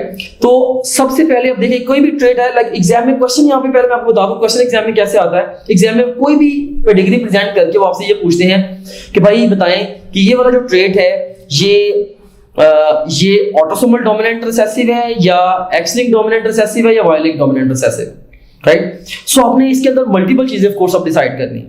तो अब आप क्या करेंगे, अब कभी भी अगर आपको कोई पेडिग्री प्रेजेंट की जाए, वो डायग्राम की शक्ल में प्रेजेंट की जाए या क्वेश्चन के अंदर पेडिग्री को बकायदा डिस्क्राइब किया जाए, तो आपने उसके अंदर आपके माइंड में अब सबसे पहला क्वेश्चन क्या आना चाहिए। जब भी आप क्वेश्चन को रीड कर रहे हैं या आप पेडिग्री को देख रहे हैं, you are having a look at the pedigree, and सबसे पहला क्वेश्चन जो आपके माइंड में आना चाहिए वो ये आना चाहिए कि ये जो ट्रेट है ये डोमिनेंट है या रिसेसिव। ये जो ट्रेट है इट्स डोमिनेंट और रिसेसिव। सो सबसे पहला क्वेश्चन ये है, and how would you find the answer to this question, right? तो आप पेडिग्री की जो तस्वीर होगी आपके सामने, फोटोग्राफ होगी, उसको देख के या उसको रीड करके आप ये देखेंगे क्या सारी जनरेशन इफेक्ट हो रही है, क्या सारी जनरेशन इफेक्ट हो रही हैं, राइट? या अगर तो सारी जनरेशन इफेक्ट हो रही होंगी, अगर तो सारी जनरेशन इफेक्ट हो रही हैं, राइट? से एक कपल है, उनकी फर्ज करें कि 4 ऑफस्प्रिंग्स हैं और सारे के सारे इफेक्ट हो गए, राइट? सारी जनरेशन इफेक्ट हो गई है, इसका मतलब क्या होगा कि ये जो ट्रेट है ये डोमिनेंट है। अगर जो भी जनरेशन है, लाजमी नहीं है, अगर ये हो सकता है कि वो मेल फीमेल्स की थोड़ी सी इसके अंदर डिफरेंशिएशन आ जाए, राइट? लेकिन बहरहाल अगर जो भी जनरेशन इन्वॉल्व है वो सारी की सारी इफेक्ट हो गई हैं, अगर तो सारी की सारी इफेक्ट हो गई इसका मतलब ट्रेट डोमिनेंट है, और अगर इफेक्ट नहीं हुई, इस अंदर से जनरेशन स्किप हो रही है, इसका मतलब यह कि वो ट्रेट जो है वो रिसेसिव है। या एग्जाम कई दफा डोमिनेंट और रिसेसिव का क्लू इस तरीके से भी देता है, एग्जाम आपको उसके अंदर दे देता है जी एक खातून है जो खुद नॉर्मल है लेकिन आगे उसका जो बेटा है वो अब नॉर्मल हो गया, राइट? और जो उसका हस्बैंड था वो भी नॉर्मल था, तो इनडायरेक्टली बता दिया कि कैरियर है। अब कैरियर का आ जाना, जब भी कभी आप करियर स्टेट देखेंगे तो करियर स्टेट कभी भी डोमिनेंट ट्रेड्स के अंदर डेवलप नहीं होती, सिर्फ और सिर्फ रिसेसिव ट्रेड्स में डेवलप होती है। सो सारी जनरेशंस का इफेक्ट हो जाना या करियर स्टेट का आ जाना, ये डिसीजन मेकिंग पॉइंट है कि वो जो पर्टिकुलर ट्रेट है वो डोमिनेंट या रिसेसिव ट्रेट है, राइट? सो अगर सारी जनरेशंस इफेक्ट हो जाएंगी, राइट, तो डोमिनेंट ट्रेट है, नहीं होंगी तो रिसेसिव ट्रेट है। करियर स्टेट्स जो हैं, अगर तो नो करियर स्टेट्स बता था कि अगर वो नो करियर स्टेट्स, अगर करियर स्टेट आपको नहीं मिलती तो इसका मतलब डोमिनेंट है, और अगर करियर स्टेट आपको मिल जाती है इसका मतलब क्या है कि वो ट्रेट जो पर्टिकुलर वो रिसेसिव ट्रेट है। ऑलराइट, सो सबसे पहले नंबर पे हमने डिसीजन मेकिंग कर ली कि वो जो पर्टिकुलर ट्रेट है वो डोमिनेंट है या रिसेसिव है। अब अच्छा, यहां पे एक और जनरलाइजेशन है कि जो डोमिनेंट प्रॉब्लम्स हैं, जो डोमिनेंट ट्रेट्स हैं, mostly they are anatomic disorders. Anatomic disorder से क्या मुराद है कि जो बॉडी का जो स्ट्रक्चर है उसके अंदर प्रॉब्लम होगा, जबकि रिसेसिव प्रॉब्लम्स जो है मोस्टली ये एंजाइमेटिक डिसऑर्डर्स हैं, जिसका ये भी मतलब है कि बॉडी के किसी न किसी फंक्शन में प्रॉब्लम होगा। जैसे ऑब्वियस विजिबल जो डिफॉर्मिटी होगी एनाटॉमी के अंदर, ऑफ कोर्स ये एनाटॉमिक डिसऑर्डर है, जबकि एक ऑर्गन दिखने में नॉर्मल है लेकिन वो काम नॉर्मल नहीं कर रहा, जैसे कि हमने हीमोफीलिया के बारे में देखा था, राइट? तो वो सॉर्ट ऑफ जो वो एंजाइमेटिक डिसऑर्डर है इन अ सेंस, जब प्रोटीन उसके अंदर इन्वॉल्व है तो रिसेसिव डिसऑर्डर है, राइट? तो सबसे पहला डिसीजन मेकिंग पॉइंट क्या है, सबसे पहले आपने एक पेडिग्री को देखते हुए ये डिसाइड करना है कि ये डोमिनेंट है या रिसेसिव है। उसको आंसर करने का तरीकाकार क्या है, अगर सारी जनरेशन इफेक्ट हो रही है तो डोमिनेंट है, नहीं हो रही तो रिसेसिव है। या अगर आपको कोई कैरियर स्टेट नहीं मिल रही तो डोमिनेंट है, अगर कैरियर स्टेट उसके अंदर मिल रही है तो वो रिसेसिव ट्रेट है। ओके, और डोमिनेंट ट्रेट्स एनाटॉमिक और रिसेसिव ट्रेट्स जो वो एंजाइमेटिक डिसऑर्डर्स होते हैं। अब डोमिनेंट ट्रेट अगर है फर्ज करें या वो रिसेसिव ट्रेट है, अब सेकंड जो क्वेश्चन मैं जानना चाहता हूं, मैं ये जानना चाहता हूं कि ये जो पर्टिकुलर ट्रेट है ये ऑटोसोमल है या ये सेक्स लिंक्ड है। ये जो पर्टिकुलर ट्रेट जिसकी बात हो रही है ये ऑटोसोमल है या ये सेक्स लिंक्ड है। तो इसके लिए अब मैं डिसीजन कैसे बनाऊंगा, इसका जो डिसीजन मेकिंग पॉइंट है वो ये है कि does it equally effect both sexes. अगर तो कोई ऐसा ट्रेट है जो कि दोनों सेक्सेस को इक्वली इफेक्ट कर रहा है, तो हमें पता है कि ऑफ कोर्स भाई जो ऑटोसोम्स है वो दोनों सेक्सेस में इक्वली ट्रांसमिट होते हैं, तो ऐसा ट्रेट जो वो ऑटोसोमल होगा। और अगर वो इक्वली इफेक्ट नहीं कर रहा, इसका मतलब है कि भाई उसका ताल्लुक सेक्स के साथ है, तो वो सेक्स लिंक्ड हो गया। सो रिसेसिव ट्रेट के बारे में भी सेम है, अगर तो वो इक्वली दोनों सेक्सेस को इफेक्ट कर रहा है तो डोमिनेंट है, और अगर वो नहीं इफेक्ट कर रहा तो वो सेक्स लिंक्ड है। अब अगर सेक्स लिंक्ड, अब हमें दो चीजें पता चल गई। पहले नंबर पे हमें पता चल गया कि डोमिनेंट ट्रेट है या रिसेसिव है, दूसरे नंबर पे हमें ये भी पता चल गया कि ट्रेट जब ऑटोसोमल है या सेक्स लिंक्ड है। अब थर्ड जो क्वेश्चन हमारे माइंड में है वो ये है कि अगर वो सेक्स लिंक्ड है, अगर वो सेक्स लिंक्ड ट्रेट है, वो एक्स लिंक्ड है या वाई लिंक्ड है। अगर वो सेक्स लिंक्ड ट्रेट है तो सेक्स लिंक्ड ट्रेट आपको पता है कि एक्स लिंक्ड भी हो सकते हैं और वाई लिंक्ड भी हो सकते हैं। तो अगर ये सेक्स लिंक्ड ट्रेट है तो ये एक्स लिंक्ड होगा या वाई लिंक्ड होगा। तो उसके लिए हम उसकी देखेंगे ट्रांसमिशन, उसके लिए हम उसकी ट्रांसमिशन देखेंगे कि अगर तो सिर्फ और सिर्फ exclusive male to male transmission होती है, exclusive male to male transmission होगी तो वो वाई लिंक्ड है। अगर exclusive male to male transmission नहीं है, मेल से फीमेल में जाता है, फीमेल से मेल में भी चला जाता है, फीमेल से फीमेल में भी चला जाता है, exclusive male to male transmission आपको अगर नहीं मिलती तो वो जो ट्रेट होगा वो एक्स लिंक्ड होगा। एग्जाम में सेक्स लिंक्ड ट्रेट्स में से जो ज्यादातर अपीयर होते हैं वो एक्स लिंक्ड ट्रेट्स होते हैं, उसमें से भी एक्स लिंक्ड रिसेसिव ज्यादा अपीयर होते हैं, but still you should be able to solve a pedigree problem logically on the basis of this flow sheet अगर आपको प्रेजेंट की जाए। सेम आइडिया जब वो इवन जो सेक्स लिंक्ड रिसेसिव ट्रेट्स का भी है कि अगर transmission exclusively male to male नहीं होती, right, transmission exclusively male to male नहीं होती तो एक्स लिंक्ड ट्रेट होगा, और अगर exclusively male to male transmission आपको मिल जाती है, सिर्फ मेल से मेल में अगर ट्रांसमिट हो रहा है वो ट्रेट, वो ऑटोमेटिकली वाई लिंक्ड है, क्योंकि वाई क्रोमोसोम वाई क्रोमोसोम है जो सिर्फ और सिर्फ मेल से मेल में जाना है। मेल से फीमेल में of course there is no question कि किसी भी तरीके से वाई क्रोमोसोम चला जाए। ओके, तो इस तरीके से आपने तीन आपके मेजर डिसीजन मेकिंग पॉइंट्स हैं। सबसे पहले आपने देखना है कि अब इनको दिमाग में बिठा लें, आगे मैं आपसे पेडिग्री प्रॉब्लम सॉल्व कराता हूं, आपने इसी इंफॉर्मेशन को इंप्लीमेंट करके जो अपने पेडिग्री प्रॉब्लम को सॉल्व करना है, अब मुझे क्वेश्चंस को आंसर देना है। सबसे नंबर पे आपने पहले नंबर पे क्या सोचना है, डोमिनेंट या रिसेसिव। इसके लिए देखें जनरेशन स्किप हो रही है नहीं हो रही, कैरियर स्टेट नहीं है कि है। ओके, दूसरा डिसीजन मेकिंग पॉइंट आपका कि ऑटोसोमल है कि रिसेसिव है, ऑटोसोमल ट्रेट है या सेक्स लिंक्ड है, ठीक है। तो अगर दोनों सेक्सेस इफेक्ट होंगे तो ऑटोसोमल है, एक सेक्स इफेक्ट होगा तो या कोई एक सेक्स ज्यादा इफेक्ट हो रहा है तो एक्स लिंक्ड हो गया, सेक्स लिंक्ड हो गया। अब जो सेक्स लिंक्ड ट्रेट है, अगर सेक्स लिंक्ड ट्रेट में exclusive male to male transmission है तो वो वाई लिंक्ड है, अगर exclusive male to male transmission नहीं है तो वो एक्स लिंक्ड होगा।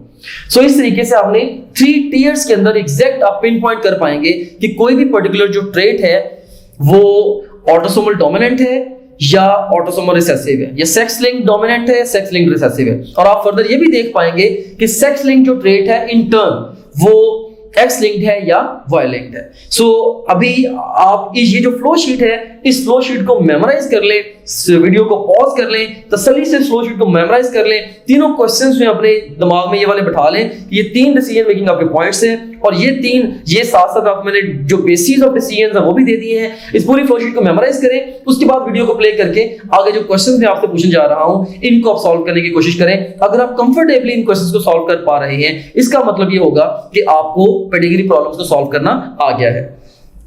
ऑलराइट, सो ये ट्रेट है जनाब हमारे सामने। Just by looking at this trait, can you tell me कि ये जो ट्रेट है ये कौन सा ट्रेट है? So think through this. I'm giving you few seconds. ये जो ट्रेट है इस पेडिग्री के अंदर जो आपको शो किया जा रहा है, ये कौन सा वाला कैसा सा ट्रेट है? सीन है इसके अंदर देखें कि जनरेशन, सारी जनरेशन इन्वॉल्व हो रही है, जनरेशन स्किप नहीं हो रही इसके अंदर, राइट। मल्टीपल जनरेशन इसके अंदर देखें इन्वॉल्व हो रही है, तो ये डोमिनेंट है। इसके अंदर ये भी देखेंगे मेल और फीमेल दोनों इफेक्ट हो रहे हैं, लेकिन फीमेल ज्यादा इफेक्ट हो रही है। और जो ट्रांसमिशन है, अगर आप गौर करें तो ट्रांसमिशन एक्सक्लूसिवली देखिए, ये देखिए मेल से फीमेल में गया, और फीमेल से आगे देखें, फीमेल से आगे जब फर्दर ये देखिए मेल से फीमेल में गया, फीमेल से आगे फिर मेल में चला गया, राइट। तो exclusive male to male transmission आपको नहीं मिली इसके अंदर।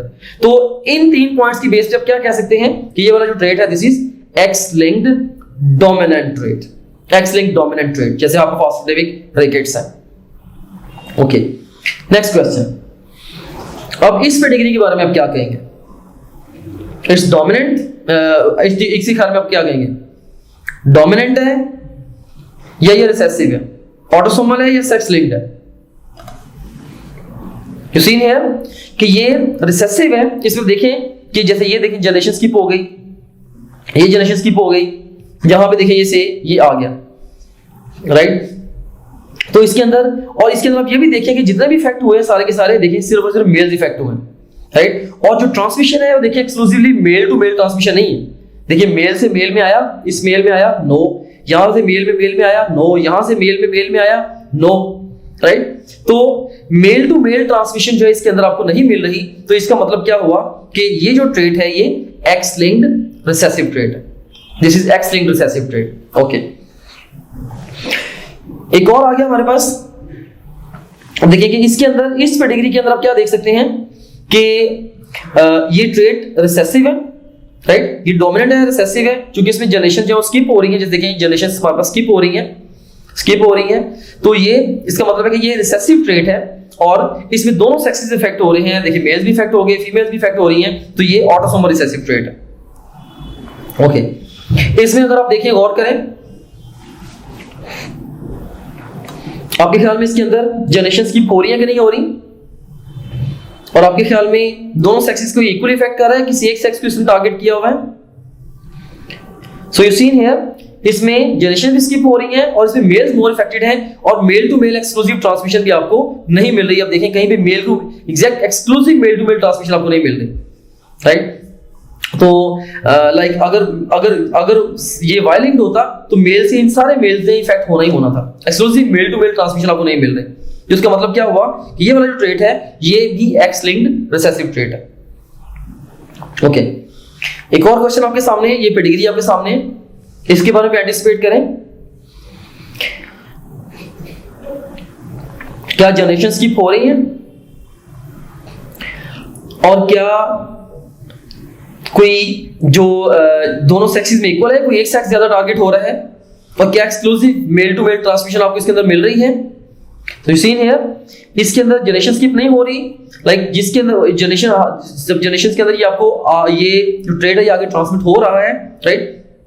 जनरेशन स्किप नहीं हो रही, देखें, राइट? और मेल्स में इसके अंदर ज्यादा इफेक्ट हो रही है, सारे मेल्स इफेक्ट हो रहे हैं, all the males they are affected, right? Males सारे इफेक्ट हो रहे हैं। और exclusive male to male transmission देखिए, इस मेल से इस मेल में आ गया, इस मेल से इस मेल में आ गया, इस मेल से आ गया, दोनों मेल्स में क्या, राइट? तो एक्सक्लूसिव आपको मेल टू मेल ट्रांसमिशन भी मिल रही है। तो ये वाला जो ट्रेट होगा, this is Y linked dominant trait and so on. I hope that you have learned how to solve the pedigree problem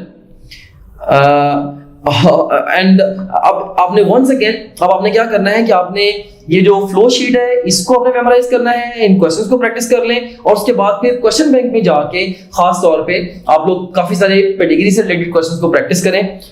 तो इससे इंशाल्लाह आपके अच्छे रिफ्लेक्सेस जो हैं वो बन जाएंगे regarding the solving the pedigree problems. I hope that you have enjoyed the process of learning with me. Thank you very much. Hope to see you soon with another subsection. May Allah bless you. जैसे ही आप अपनी topgrade.pk की browser app में login होंगे, आपको ये हमारा home page नजर आएगा। इसमें ये पहला जो सेक्शन है ये आपके सब्जेक्ट से रिलेटेड मटेरियल का है। सेकंड सेक्शन जो एक्स्ट्रा सपोर्ट और गाइडेंस आपको रिक्वायर्ड है ये उसके हवाले से है। थर्ड जो सेक्शन है ये डिफरेंट की स्टैटिस्टिक्स एंड टॉपग्रेड के, जो कि आपका हमारे पे कॉन्फिडेंस इंक्रीज करेंगे। एंड लास्ट ऑफ ऑल ये एग्जीक्यूटिव समरी है आपकी ओवरऑल प्रिपरेशन की प्रोग्रेस के हवाले से। सो सबसे पहले सेक्शन को हम एक्सप्लोर करते हैं। इसमें से आप किसी भी सब्जेक्ट पे क्लिक करें, से हमारे पास ये सब्जेक्ट्स हैं biology, physics, chemistry, English, logical reasoning. इनमें से किसी भी सब्जेक्ट पे आप क्लिक करें तो आपको उस सब्जेक्ट में उसके वीडियो लेक्चर्स, रिवीजन नोट्स और प्रैक्टिस क्वेश्चंस मिलेंगे। आप वीडियो लेक्चर्स पे क्लिक करेंगे तो उस सब्जेक्ट के सारे यूनिट्स या सेक्शंस आपके सामने ओपन हो जाएंगे। आप किसी भी सेक्शन को चूज करेंगे, उस सेक्शन के सारे टॉपिक्स ओपन हो जाएंगे। इनमें से जिस मर्जी टॉपिक को आप चूज करें, आप उसके वीडियो लेक्चर्स को यहाँ से वॉच वीडियो बटन क्लिक करके देख सकते हैं, right? Like this over here. So ये वीडियो लेक्चर आपके सामने ये आ गया, इसको यहाँ से प्ले कर सकते हैं। इसी तरीके से अगर आप जाते हैं फास्ट रिवीजन नोट्स पे, सो जिन स्लाइड्स को यूज करके हमने वीडियो लेक्चर्स रिकॉर्ड किए हैं, अब उन्हीं स्लाइड्स को आप यहाँ से रिवाइज कर सकते हैं, देख सकते हैं आपने फास्ट वीयर नोट्स पे क्लिक किया, इसमें सारे के सारे सेक्शंस फिर ओपन हो गए। अच्छा, यहाँ पे एक बात मैं आपको यहाँ बताना चाहता हूँ कि जो भी सेक्शन इंपॉर्टेंट है एग्जाम के पॉइंट ऑफ व्यू से, हमने उनके साथ इंपॉर्टेंट का टैग भी लगाया हुआ है, keeping in view the previous exam trends. Anyways, so यहाँ पे आप किसी भी सेक्शन को चूज करें, से सेल स्ट्रक्चर एंड फंक्शन को मैं चूज करता हूँ, तो इसके सारे के सारे टॉपिक्स ओपन हो गए। इनमें से किसी भी टॉपिक को आप पिक करेंगे तो आप उसकी वो स्लाइड्स देख सकते हैं जिनसे उस टॉपिक का वीडियो लेक्चर रिकॉर्ड हुआ है। सो काफी सारा टाइम जो है आपका वो सेव होगा, आपको लेक्चर नोट करने की जरूरत नहीं है, आपको बने बनाए नोट्स मिल रहे हैं for the fast revision, rather super fast revision of the lectures. उसके बाद हमारा जो मोस्ट इंपॉर्टेंट फीचर है या टीचिंग टूल है, that is our question bank. So अगर हम प्रैक्टिस क्वेश्चंस पे जाते हैं तो इसमें आप देखें कि आप डिफरेंट तरीके से टेस्ट दे सकते हैं। सो आप जैसे मर्जी माइंड में डिफाइन कर लें कि आपने किसी एक टॉपिक का टेस्ट देना है, या एक चैप्टर का, एक यूनिट का, क्वार्टर सिलेबस का, हाफ सिलेबस का, फुल सिलेबस का, जो मर्जी सिलेबस आप डिफाइन कर लें, उस डिफाइंड सिलेबस में से 20 तरीकों से आप टेस्ट दे सकते हैं। कैसे? जैसे जो भी सिलेबस आपके माइंड में डिफाइंड है, आप चाहें तो उस सिलेबस के हमारे पास जो अवेलेबल ऑल क्वेश्चंस उनका टेस्ट दे सकते हैं, या जो आपने topgrade.bk पे आप प्रैक्टिस करते रहे हैं, तो आप चाहते हैं कि आपने दोबारा may be second third time आप टेस्ट दे रहे हैं, आप चाहते हैं कि मेरे पास सिर्फ और सिर्फ उस सिलेबस के अनसीन क्वेश्चंस का टेस्ट आए, आप वो भी दे सकते हैं। इसके अलावा इनकरेक्ट क्वेश्चंस के टेस्ट देते हुए जो सवाल आपके गलत हुए थे, आप उन गलत सवालों का टेस्ट अलग से क्रिएट कर सकते हैं। से अगर आपने फिजिक्स के 20 टेस्ट दिए हैं, उनमें से आपका कोई मे बी आपके कोई 30 क्वेश्चंस रॉन्ग हुए थे, उन 30 रॉन्ग क्वेश्चन का इकट्ठा टेस्ट भी आप क्रिएट कर सकते हैं। और इसी तरीके से जो जिन क्वेश्चंस को आपने टेस्ट के दौरान बुकमार्क किया था उनका टेस्ट कॉल कर सकते हैं, जो टेस्ट आपने अटेम्प्ट किए थे क्वेश्चंस उनका टेस्ट कॉल कर सकते हैं, अनअटेम्प्टेड का, और इवन यानी कि टेस्ट देते हुए आपने जिनको अटेम्प्ट किया था और टेस्ट देते हुए जिनको आपने अटेम्प्ट नहीं किया था, ये अनसीन से डिफरेंट है। अनसीन का तो मतलब ये है कि वो टेस्ट में कभी आए नहीं आपके। इसके अलावा आप देख सकते हैं कि इवन पास्ट क्वेश्चंस का बहुत बड़ा पूल यहाँ पे मौजूद है। अगर हम गौर करें, देखें कि ई कैट के, नम्स के, NMD CAT, AKU, MD CAT Punjab के और ईटा केपीके के, ये इवन जो पीएमसी के जो सैंपल पेपर्स हैं उनके टॉपिक वाइज पास्ट क्वेश्चन देखिए यहाँ पे मौजूद है ओवरऑल। आप किसी भी टैग पे क्लिक करें, सारे के सारे एक्चुअल पास्ट क्वेश्चंस हैं वो आ जाएंगे। ऑफ कोर्स ये सारे के सारा बड़ा इंपॉर्टेंट पूल है जो कि पूरे पाकिस्तान से बड़े मेन एग्जामिनर्स ने, बड़े सीनियर एग्जामिनर्स ने ये डेवलप किया होगा। एनीवेज, इसमें से किसी भी आप टॉपिक को चूज करें, से मैं यहाँ पे सारे टैग्स को चूज कर लेता हूँ, तो हमारे पास ये सारे के सारे टॉपिक्स आ गए।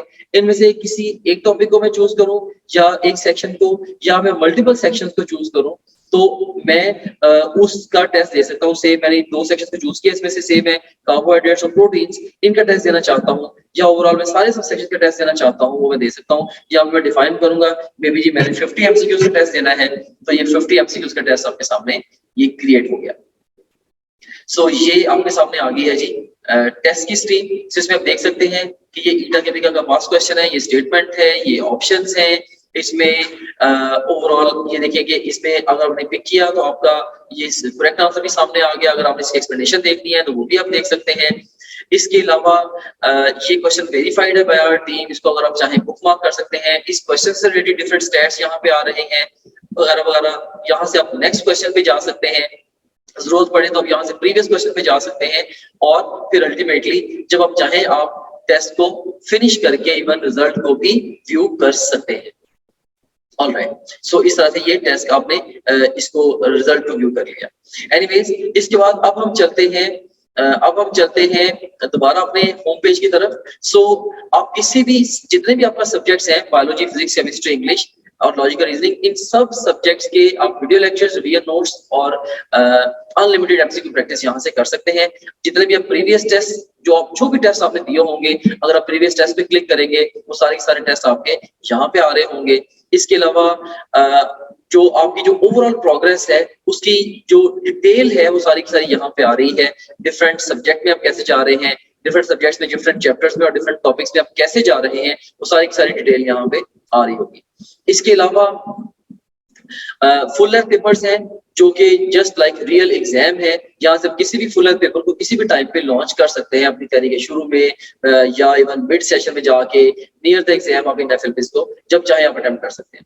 उसके बाद फिर सपोर्ट मटेरियल है, इसमें एक तो वीडियो रिव्यूज हैं, डिफरेंट जो स्टूडेंट्स हैं जिन्होंने टॉप ग्रेड से पढ़ा वो आपको गाइड कर रहे हैं, हमारे सिस्टम के हवाले से भी, ओवरऑल तैयारी के हवाले से भी आप उन बच्चों से गाइडेंस ले सकते हैं। इसके अलावा हमारे ये टेस्टिमोनियल्स हैं जो पूरे पाकिस्तान में हजारों स्टूडेंट्स हमसे पढ़ रहे हैं, वो हमारे बारे में क्या कहते हैं उसकी डिटेल यहाँ पे आप देख सकते हैं। इसके अलावा सिलेबस यहाँ पे गिवन है, अगर आप कंटेंट देखना चाह रहे हैं हमारे कोर्स का वो सारे के सारे यहाँ पे ओवरऑल जो है वो विजिबल है।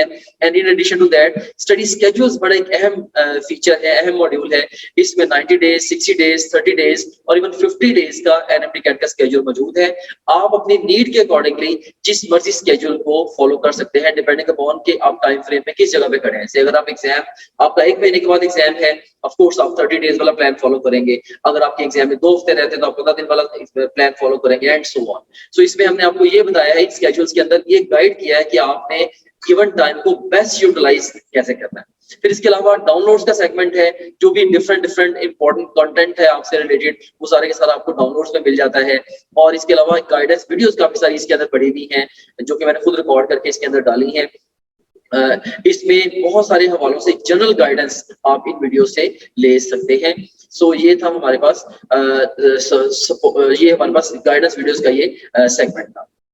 Okay, so this was about topgrade.bk। अब लास्ट में मैं आपको यही कह के अपनी डिस्कशन को कंक्लूड करना चाहूंगा कि देर ना करें, अभी से टॉप ग्रेड को ज्वाइन करें और मेडिकल कॉलेज में अपना दाखिला यकीनी बनाएं। That's all, thank you very much, may Allah bless you, Allah Hafiz.